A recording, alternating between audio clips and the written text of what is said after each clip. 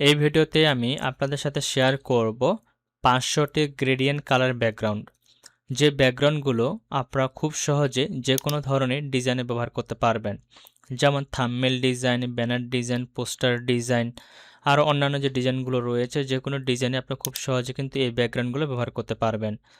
তো আমার এই ফোল্ডারে টোটাল আমার এখানে 1000টি ব্যাকগ্রাউন্ড রয়েছে।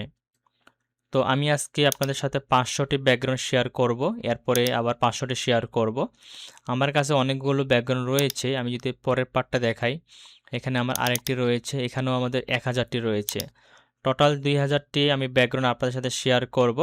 তবে আজকে মোট এইখান থেকে 500টি ব্যাকগ্রাউন্ড শেয়ার করব।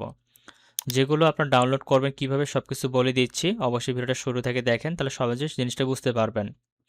যারা ফেসবুক থেকে এই ভিডিওটি দেখতেছেন তারা হচ্ছে এই ভিডিওটা প্রথমে শেয়ার করে দিবেন, শেয়ার করে কমেন্ট বক্সে লিখবেন gradient colour by Awal graphics. তো আমি ডিসপ্লেতে লেখাটা লিখে দিচ্ছি, হুবহু এভাবে লিখবেন gradient background by Awal graphics. লিখলে সরাসরি আপনাদের ইনবক্সে একটা ভিডিও লিঙ্ক চলে যাবে, ওই ভিডিওটা প্লে করলেই ওই ভিডিওর কমেন্ট বক্সে ডাউনলোড লিঙ্কটা দেওয়া থাকবে, সেখান থেকে সরাসরি ডাউনলোড করতে পারবেন।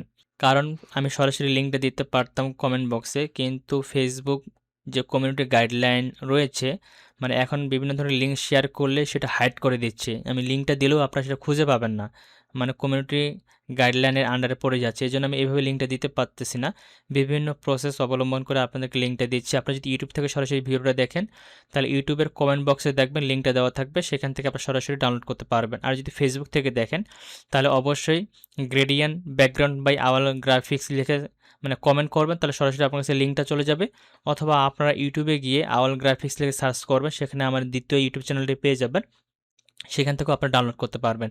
যেখান থেকে আপনাদের সুবিধা হয় সেখান থেকে আপনারা ডাউনলোড করে নেবেন। ওকে, তো খুব সহজে এটা ডাউনলোড করবে। এখন আমি যদি একটা ওপেন করে দেখাই যে এটা আসলে এইচডি কোয়ালিটি কিনা, আমি এটাকে ওপেন করলাম, তো দেখতে পাচ্ছেন কতটা এইচডি কোয়ালিটি, ঠিক আছে।